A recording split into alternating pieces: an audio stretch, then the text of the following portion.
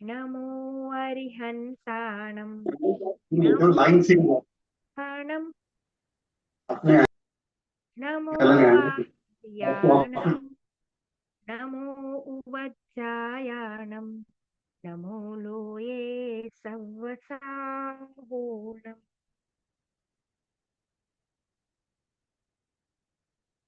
पिछली बार हमने देखा था भगवान और तीर्थंकर, वो लेसन हम शुरू किया था और अभी हम आगे उसको देख रहे हैं।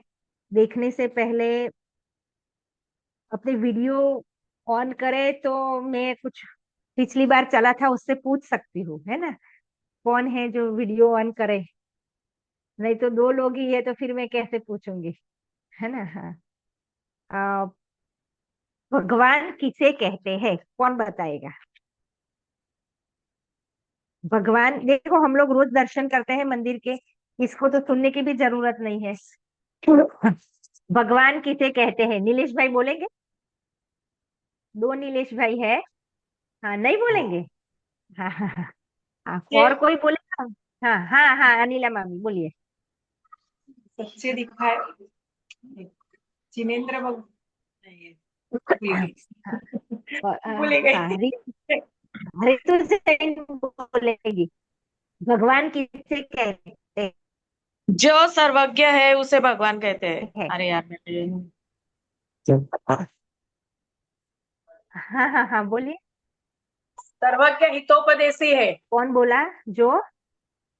अनिला मामी सर्वज्ञ बोले, और बोले फिर से। हितोपदेशी। सर्वज्ञ। जो अच्छा, वितराग बढ़िया। और सर्वज्ञ है, वितरागी और हाँ, दो बात। सर्वज्ञ है। हाँ हाँ, बढ़िया बढ़िया, है ना? देखो, अब फोरम ने बोला जो वितरागी और सर्वज्ञ होते हैं वो भगवान है, और अनिला मामी ने जो बोला तीसरा वर्ड हितोपदेशी, वो हम आगे देखेंगे। हितोपदेशी क्यों आगे देखेंगे? क्योंकि सभी भगवान उपदेश नहीं देते, है ना? वो देखना अच्छा। है थोड़ा सा, है ना? सभी भगवान उपदेश नहीं देंगे, अब देखते हैं हम थोड़ा सा। जैसे आपने सुना रामचंद्र जी हुए, अभी आगे देखेंगे, पहले मैं पूछ लेती हूँ पूरा।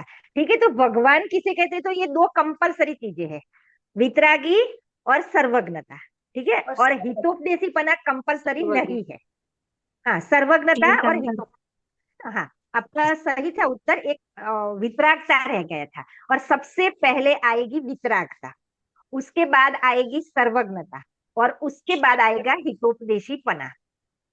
क्यों ऐसा? क्योंकि वितरागी नहीं होंगे तो सर्वज्ञ हो ही नहीं पाएंगे, और वितरागी होने के पहले सर्वज्ञ हो जाएंगे तो दुखी हो जाएंगे। पिछली बार दिया था हमने कि अपने पूर्व भव देखेंगे, अपने पूर्व भव के माता पिता को दुखी देखेंगे, अपने पूर्व भव के मित्र बच्चों को दुखी देखेंगे, तो स्वयं दुखी हो जाएगी क्योंकि वितरागी नहीं है ना? तो पहले वितरागी होना जरूरी है, उसके बाद ही वो सर्वज्ञ होते हैं। देखो, अभी मान लो हम में से कोई सर्वज्ञ हो जाए, अपन यहाँ यहाँ अनंत जीव दिखेंगे, अपने मुंह में जाते हुए अनंत जीव दिखेंगे, है ना? क्योंकि ये पूरा जीवों से भरा हुआ है, तो फिर हम कुछ कर भी नहीं पाएंगे और दुखी दुखी हो जाएंगे। तो पहले वितरागी, फिर सर्वज्ञ, और फिर हितोपदेशी। हितोपदेशी लास्ट में क्यों? क्योंकि देखो, वितरागता नहीं हुई है तो गलत उपदेश हो सकता है। ये मेरा मित्र है, ये मेरा शत्रु है, तो उसको गलत उपदेश दे दो, तो गलत उपदेश हो सकता है अगर वितरागता नहीं हो। ठीक है, और सर्वज्ञता नहीं हो तो भी हो सकता है, सब जानते नहीं है तो गलती निकल सकती है ना? तो वितरागी और सर्वज्ञ होने के बाद उपदेश कभी गलत नहीं होगा, जो उपदेश आएगा वो सच्चा आएगा। इसलिए हितोपदेशीपना बाद में, पहले वितरागता फिर सर्वज्ञता, है ना? तो फिर कोई कहे कि हमारे मुनिराज उपदेश देते हैं, और जैसे हम, मैं भी अभी कुछ बोल रही हूँ, तो फिर इसे क्या कहेंगे? वितरागी और सर्वज्ञ तो है नहीं। तो सुनो, मुनिराज जो उपदेश देते हैं या अभी मैं बता रही हूँ, वो सारी बातें सर्वज्ञ के अनुसार है, मतलब उन्हीं की दिव्य ध्वनि से आई बातें हैं, जीवाणी के माध्यम से। कोई बीच के जैसे हम जैसे व्यक्ति कोई अपने अनुसार नहीं कहते, और मुनिराज भी जो भगवान ने सर्वज्ञ देव ने बताया वही बातें बताते हैं, इसलिए वो वितरागी और सर्वज्ञ की ही बातें हैं। अब प्रश्न होता है वितरागी किसे कहते हैं, है ना? भगवान किसे कहते हैं? तो तीन बातें मुख्य, दो, वितरागी और सर्वज्ञ। लेकिन प्रश्न उठता है फिर वितरागी किसे कहते हैं, ये भी पिछली बार चलाया था। देखो ये बेसिक बात है, बहुत लंबा लंबा मैं कुछ याद नहीं करवाऊंगी, लेकिन ये हम लोग दर्शन करने जाए तो हमें भगवान किसे कहते हैं वो तो पता होना ही चाहिए, है ना। अब वितरागी कहते हैं तो फिर वितरागता का मतलब पता होना चाहिए। तो कौन बोलेगा वितरागी किसे कहते हैं, वितरागता यानी क्या।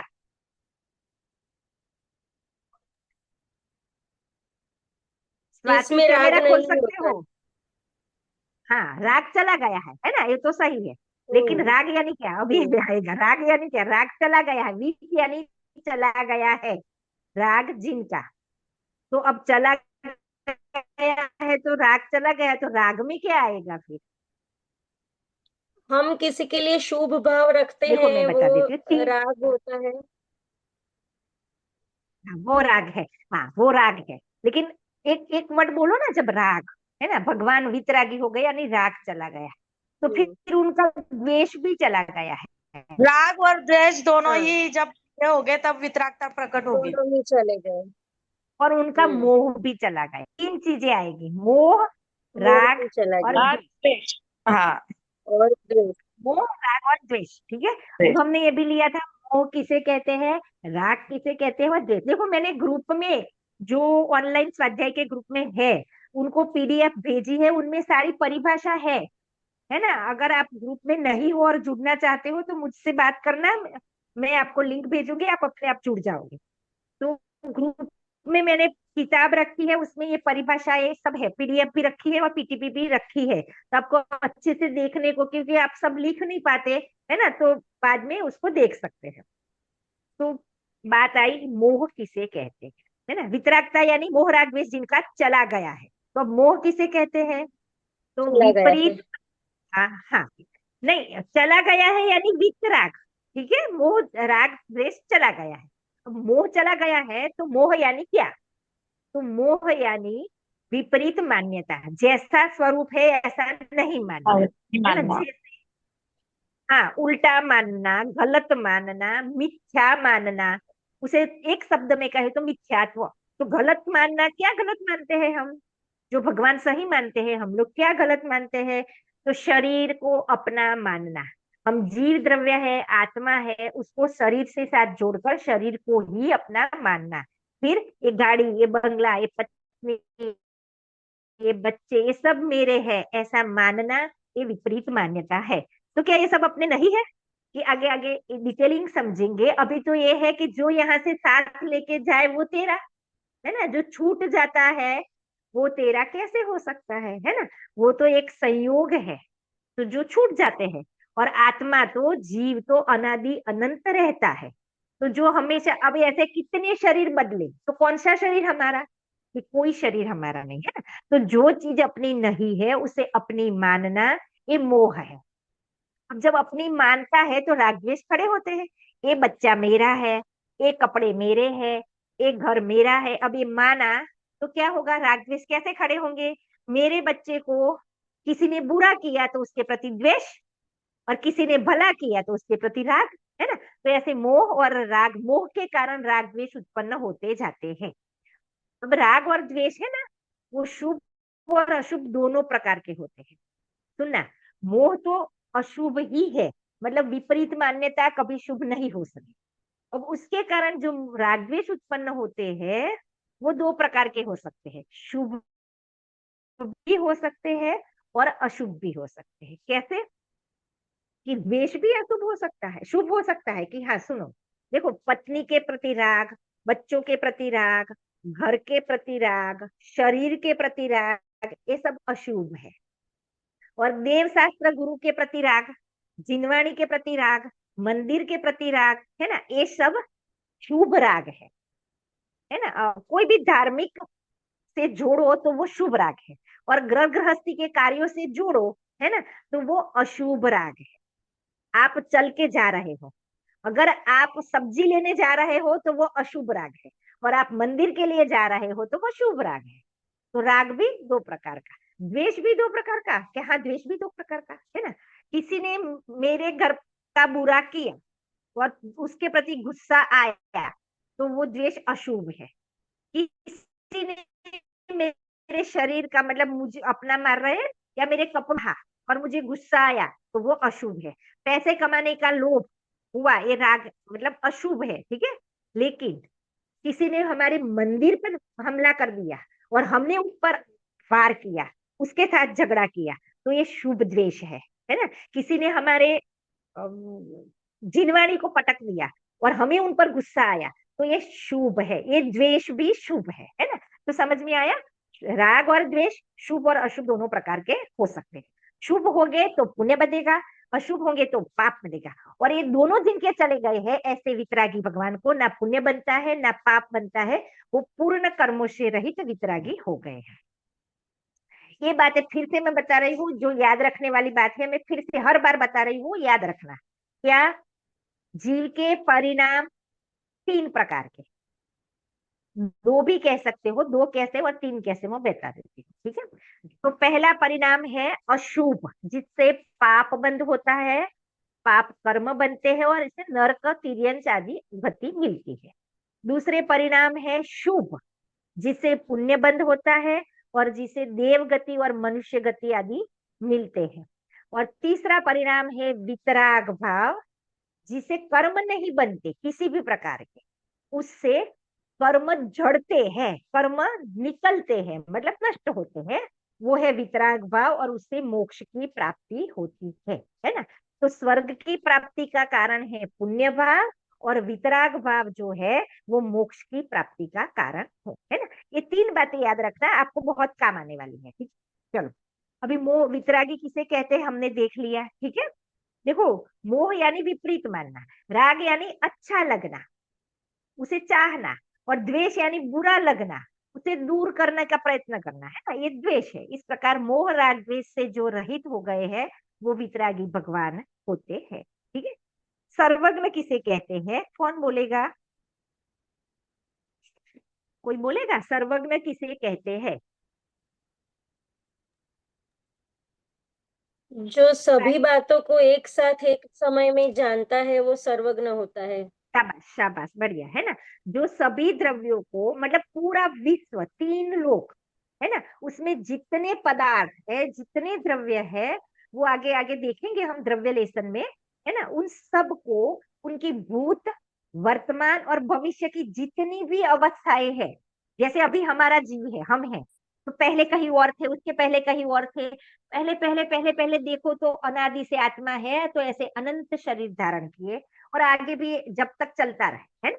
तो ऐसे सभी द्रव्यों के सभी भूत भविष्य वर्तमान को एक साथ एक ही समय में जो जानते हैं, उन्हें सर्वज्ञ कहते हैं, है ना। अभी हम बैठे हैं, महावीर स्वामी भगवान ने कब जाना? कि जब उनको केवल ज्ञान हो गया, उसी समय हमारी इस पर्याय को भी उन्होंने जान लिया था, अभी भी जान रहे हैं, और उस समय ही सबको जान लिया था। तो इसे कहते हैं सर्वज्ञ, ठीक है। अब आगे बढ़ते, ये तो हमारा रिवीजन हो गया। अब आगे देखते हैं। अब देखो, भगवान और तीर्थंकर, हमारे लेसन का नाम है भगवान और तीर्थंकर। तो देखो, भगवान में कौन आएगा, कौन कौन आएंगे, कौन बोलेगा?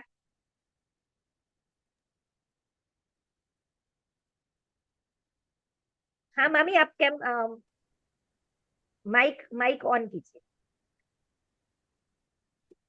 जो हाँ केवली है, जिन्हें केवल ज्ञान प्राप्त हो गया है, उसे भगवान कह सकते हैं। हाँ, लेकिन उनमें कौन कौन आएगा? जैसे हमने पंच परमेष्टि सिद्ध लेसन देखा था। भगवान, सिद्ध हाँ भगवान। अनंत ऋतु जी। भगवान, सिद्ध भगवान, हाँ, आचार्य शाबाश शाबाश। भगवान।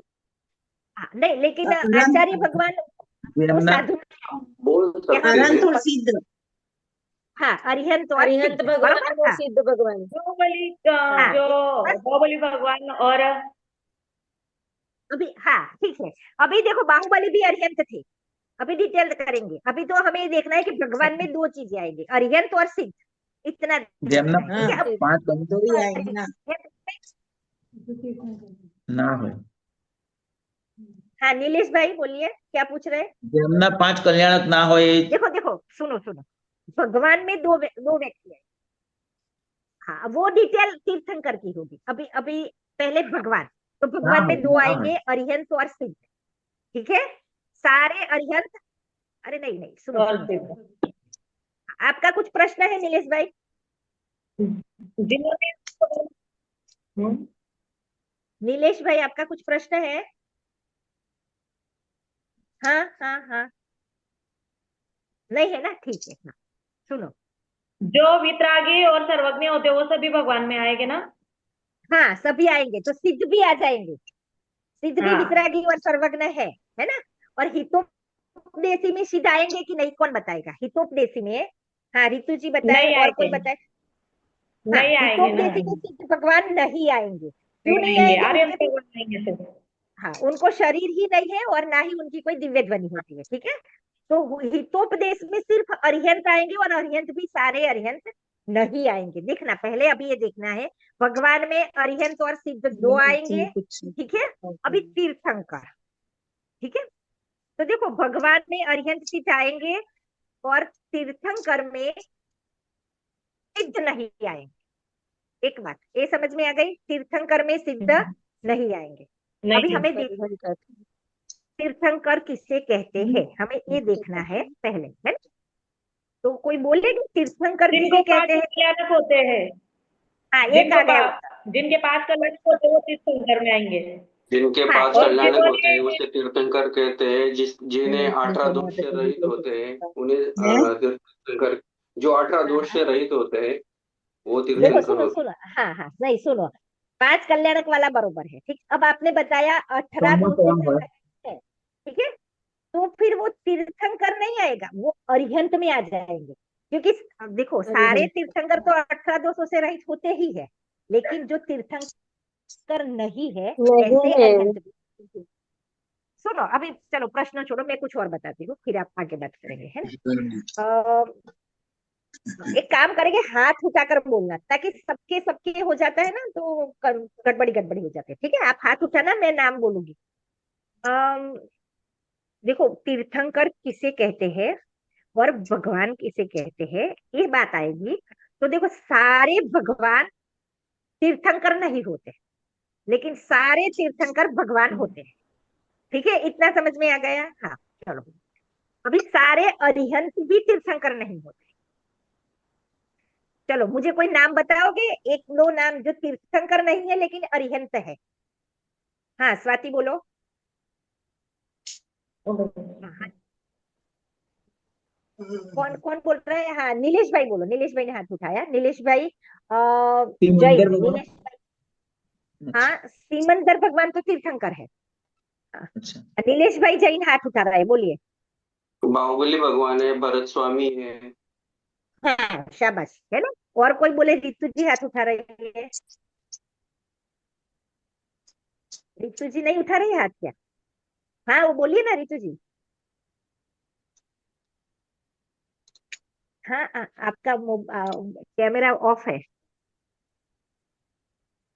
भगवान राम है, भगवान और हाँ, जो पांडव हनुमान है, तीन पांडव पांडव हनुमान है ना। देखो आपको सबको पता ही होगा, हनुमान, हनुमान कहाँ से मोक्ष पधारे? मागी तुंगी से, है ना। वो मोक्ष पधारे हैं। हनुमान ये तो लौकिक में होते हैं, ऐसे हनुमान नहीं होते। रामचंद्र जी भी मागी तुंगी, ये अगर से लव कुछ जो मोक्ष गए वो भी। हाँ पावागढ़ से लवकुश मोक्ष पधारे। तो वो ये सारे कौन है? तीर्थंकर में नाम आता है, लवकुश है, पांडव है, नहीं, रामचंद्र। हाँ तो ये तीर्थंकर नहीं है, तो फिर ये अरिहंत है कि नहीं? है। अरिहंत है। आर्यन हाँ से। और अभी वो आर्यन से। सिद्ध है ना। हाँ तो इतना तो समझ में आ गया कि सारे तीर्थंकर तो भगवान होते हैं, लेकिन सारे भगवान तीर्थंकर नहीं होते, नहीं, ठीक है। एक बात हो गई, ठीक है। अब दूसरी बात कि अरिहंत में भी या तीर्थंकर का तो नियम से उपदेश खिरेगा, लेकिन सारे अरिहंत का उपदेश नहीं खिरेगा, है ना। इतना समझ में आ गया, सारे अरिहंत उपदेश देंगे ऐसा जरूरी नहीं है। नहीं, मुक्त केवली भी होते हैं, मुक्त केवली जो बोले ही नहीं और सिद्ध हो जाए। तो मोक्ष इसका होते हैं। मतलब है उपदेश, हितोपदेशी पना तीर्थंकरों को तो नियम से होगा, लेकिन दूसरे अरिहंतों को हो भी और नहीं भी है, ठीक है। हाँ देखो ये सब टेबल मैंने आपके ग्रुप में रखे हुए हैं, तो आपको टेबल पढ़ने को मिलेंगे, तो आपको कोई भूल जाओगे इसका कोई टेंशन मत रखना है, ये सब बातें। चलो अभी तीर्थंकर किसे कहते हैं वो समझने से पहले वो थोड़ा डिटेल है। तीर्थंकर और अरिहंत के भगवान के डिफरेंस देखेंगे। एक डिफरेंस तो आपने बताया, तीर्थंकरों के 5 कल्याणक होते हैं, है? लेकिन और अरिहंत उनकी तीर्थंकर नाम प्रकृति का भी उदय रहता है ना, उनका महापुण्य रहता है। हाँ, ये बहुत काम की 24 चीज भगवान बताई में। आपने। हाँ हाँ, देखो, तीर्थंकर की एक बात आई, 5 कल्याणक होते हैं, और सादे अरिहंत को 5 हाँ। कल्याणक नहीं होते हैं, ठीक है। दूसरा इन्होंने बताया, ये तो मैं बताती हूँ, उसमें अच्छे से चर्चा करनी है, लेकिन और कोई डिफरेंस कोई बताएगा तीर्थंकर का और अरिहंत का? वो सरल आता है। क्या होता है? हाँ रितु बोलो। तीर्थंकर भगवान का समोशरण आता है और हाँ शाबाश, और तीर्थंकर हाँ, का समोशरण होता है। अच्छा, अरिहंत भगवान को बैठने की जो जगह है, जो तीर्थंकर नहीं है ऐसे, उनको उसको क्या गंधकुटी, कहते हैं? गंधकुटी। हाँ, उसे कहते हैं गंधकुटी। यानी समोशरण हो तो तीर्थंकर का, और गंधकुटी है तो तीर्थंकर के कुटी बिना जो मतलब सादे अरिहंत। अरिहंत है उनकी। हाँ, ठीक है। अब इनकी दिव्य ध्वनि खिरती है, उनकी दिव्य ध्वनि खिरे भी और नहीं भी, ठीक है। नहीं। अब आगे,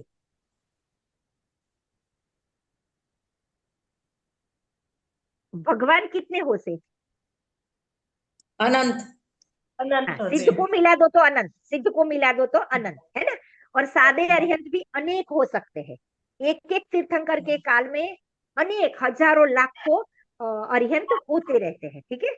और तीर्थंकर 24 24। जो नाम एक तीर्थंकर एक प्रकृति का चौथे काल, बंद होता है। हाँ, सिर्फ एक चौथे चौथे काल में ही काल, होते ना। हाँ, हम्म। वही बताना चाह रहे। हाँ, नहीं, नीलेश भाई जैन कुछ कह रहे, अच्छा हाँ, आंसर दे वही दिए वो। वही बता, हाँ। अच्छा अच्छा, वही बता रहे हैं, हाँ। मैंने क्या बोलते हैं। कि हाँ, अरिहंत भगवान अनेक हो सकते हैं, तीर्थंकर भगवान एक चौथे काल में। ऐसे चौथे काल कितने आएंगे? तो वो तो अनंत आएंगे, है ना, अनादि काल से अनंत काल तक। लेकिन वर्तमान काल के, मतलब जब जब आएगा चौथा काल, तब 24 तीर्थंकर, और वो भी भरत क्षेत्र में 10 भरत, 5 भरत और 5 ऐरावत क्षेत्रों में 24 24 होंगे। और विद्या क्षेत्र में 20 होते हैं। वो डिटेलिंग बाद में सीखेंगे हम, आगे आगे के लेसनों में, ठीक है। अभी तो इतना कि भगवान अनेक हो सकते हैं, और सिद्धों को मिला दो तो अनंत होते हैं, और तीर्थंकर भगवान एक चौथे काल में 24 ही होते हैं, ठीक है। ये तो हो गए, हमने डिफरेंस देखे, मुख्य मुख्य डिफरेंस हमने देख लिए थे सामान्य तीर्थंकर और सादे अरिहंत में। अब हमें देखना है तीर्थंकर किसे कहते हैं। तो हमने एक तो देखा 5 कल्याणक होते हैं, फिर जिनका समोशरण होता है, और अब मुख्य बात क्या, जिनको तीर्थंकर नाम कर्म प्रकृति का जिन्हें उदय होता है, ठीक है।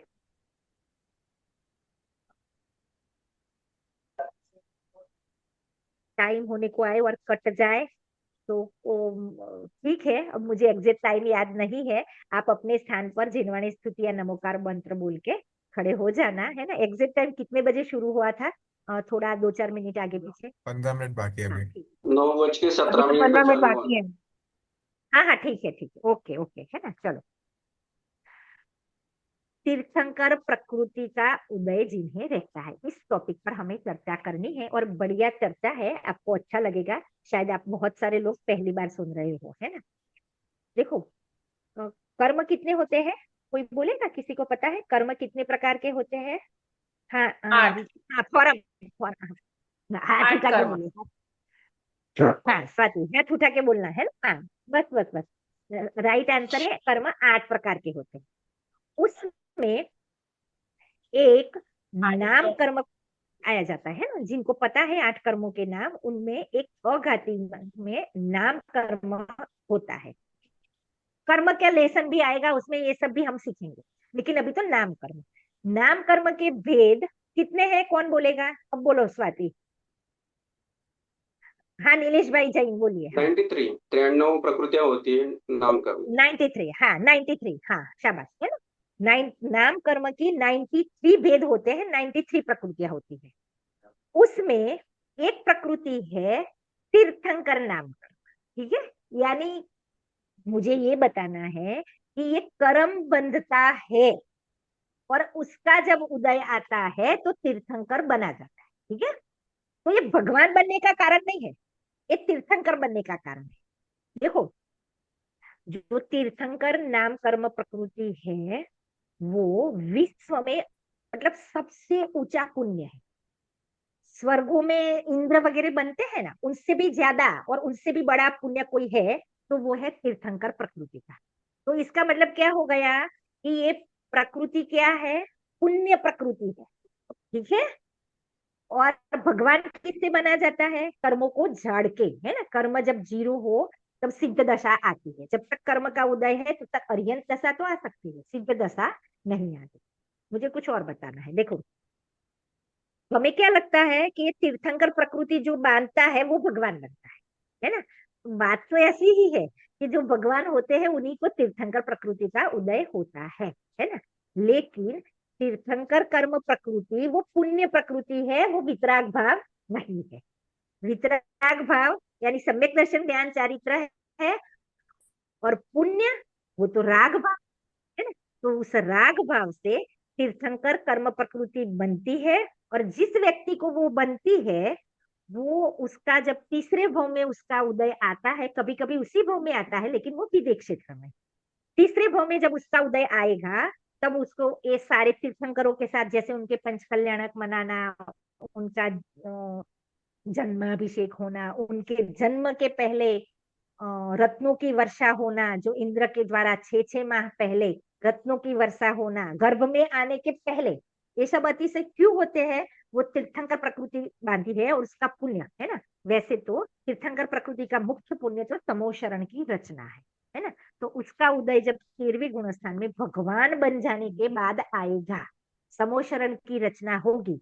और इस समोशरण की रचना इंद्रों के द्वारा की जाती है, स्वर्ग के इंद्रों के द्वारा। और वो इतनी सुंदर होती है कि इंद्र को ऐसा लगता है कि अरे ये रचना मेरे से हो कैसे गई, मतलब इतनी सुंदर रचना तो मुझे भी नहीं आती है। तो उनका पुण्य है जो ऐसी रचना हो जाती है, मतलब अद्भुत अद्भुत रचना होती है। दूसरा ये समोशरण, आकाश में नीचे से 20,000 सीढ़ियां ऊपर आकाश में होता है, राउंड शेप में होता है, और कोई कुंभा नहीं रहता। वहां जाने के लिए जो सीढ़ी रहती है, 20,000 सीढ़ी चढ़ने पर भी थकान नहीं होती। बिल्कुल आप नीचे पैर रखो, आज जो होती है ना रेलवे स्टेशनों पर, उसमें तो लाइट चली जाए तो बंद हो जाए, है। यहाँ पर तो आप नीचे पैर रखो और ऊपर पहुंच जाओ बिना थकान के। समोशरण में ना भूख लगती है, ना प्यास लगती है, ना बीमारी होती है, ना गर्मी लगती है, ना ठंडी। हमें तो गर्मी लगे तो एसी चाहिए, वहां बिल्कुल सम वातावरण रहता है। बहुत सारी चीजें हैं, आगे जब हम पंच परमेष्टि लेसन देखने वाले हैं तब इसको और डिटेल में देखेंगे। अभी तो इतना कि तीर्थंकर भगवान, तीर्थंकर नाम कर्म प्रकृति के उदय से तीर्थंकर कहे जाते हैं। जैसे रामचंद्र जी, उनको तीर्थंकर प्रकृति का बंध नहीं हुआ था तो उसका उदय भी नहीं आया। हनुमान जी तो उनको भी नहीं हुआ था तो उस प्रकार का उदय नहीं आया। लेकिन महावीर स्वामी, आदिनाथ से लेके महावीर स्वामी, अभी विदेह क्षेत्र में 20 तीर्थंकर है, उन सब ने पूर्व भाव में तीर्थंकर प्रकृति का पुण्य बांधा था। और जब उसका उदय आया तो इस प्रकार के पुण्य देखे जाते। भगवान को उसके कारण कोई फायदा नहीं, समोशरण बना, उनको क्या फायदा, वो तो वितरागी हो गए। दिव्य ध्वनि खीरी, वो तो हमें फायदा मिला, उनको क्या फायदा, है ना। लेकिन वो पुण्य बंधा था तो वो उदय में आता है। अब प्रश्न ये उठता है कि ये तीर्थंकर प्रकृति कौन से भावों से बनती है। हाथ उठाना, कोई बोलना मत, है ना, किसी को पता हो तो। तीर्थंकर प्रकृति कौन से परिणामों से बनती है। शुभ परिणाम तो है ही, लेकिन कैसे शुभ परिणाम। हाँ, नीलेश जैन, नीलेश भाई जैन बोले। 16 हाथ कारण उठा रहे भावना हैं, भावने हाँ। से तीर्थंकर पृथ्वी का बंध होता है। हाँ, बहुत बढ़िया, बहुत बढ़िया, है ना। 16 कारण भावना के कारण तीर्थंकर प्रकृति का बंध होता है। तो फिर हम भाए तो होगा क्या, कि सुनो, उसके कुछ नियम है। पहले तो केवली के पाद मूल में, है ना, देखो तीर्थंकर प्रकृति का बंध सबसे पहले तो सम्यक दृष्टि को बनती। मिथ्या मान्यता वाले हम जैसे मिथ्या दृष्टियों को तीर्थंकर प्रकृति नहीं बनती, एक नियम। दूसरा नियम, तीर्थंकर प्रकृति स्त्रियों को नहीं बनती, पुरुष वेश में ही बनती है। क्यों ऐसा, क्योंकि ऐसे उत्कृष्ट परिणाम इस भूमिका में नहीं हो सकते। भाव है शुभ भाव, है ना, शुद्ध भाव नहीं है, वितराग भाव नहीं है, है तो शुभ भाव। लेकिन फिर भी वो पुरुष वेश में ही बंधेगी, सम्यक दृष्टि को ही बंधेगी। और तीसरा, केवली के पाद मूल में बंधेगी। यानी क्या कि केवली भगवान जहां होंगे, अब पंचम काल में कोई बांध सकता है? मुझे बताओ, मैंने आंसर वैसे दे दिया है। पंचम काल में अभी कोई तीर्थंकर प्रकृति बांध सकता है? हाँ, नीलेश भैया ने हाथ उठाया है, लेकिन कोई और हो तो। हाँ रितु जी, रितु जी हाथ से मना कर रही है, नहीं बांध सकता। हाँ नीलेश भाई बताओ क्यों नहीं बांध सकता? क्योंकि यहाँ पे अभी तीर्थंकर प्रकृति बंध केवली करने के भगवान नहीं। हाँ, केवली भगवान केवली ही और नहीं है। श्रुत केवली। हाँ, केवली और श्रुत केवली। श्रुत केवली पता है किसी को? श्रुत केवली किसे कहते हैं? जिन्हें श्रुत का ज्ञान होता है, पूर्ण ज्ञान होता है, 11 अंगों हाँ शाबाश, का हाँ ज्ञान होता बढ़िया है। बढ़िया, है ना। हाँ, जो टोटल दिव्य ध्वनि को जानने वाले मुनिराज होते हैं उनको श्रुत केवली कहते हैं, है ना? जिनवा, सारी जिनवाणी को जानना यानी श्रुत केवली। और केवली यानी अरिहंत भगवान।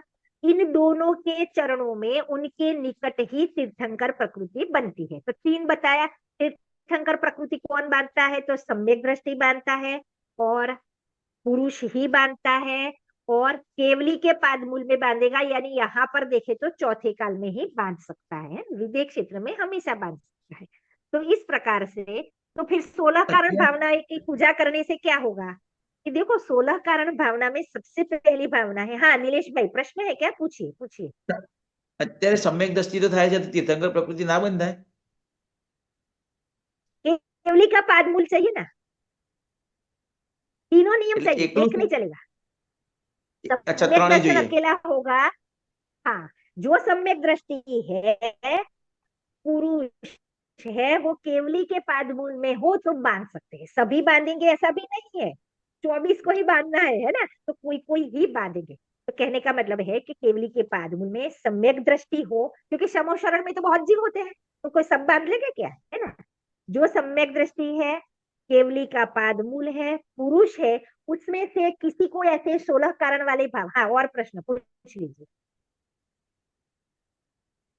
हाँ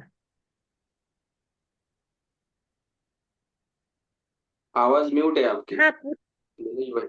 हाँ नीलेश भाई आप पूछना चाहते हैं? नीलेश भाई शाह।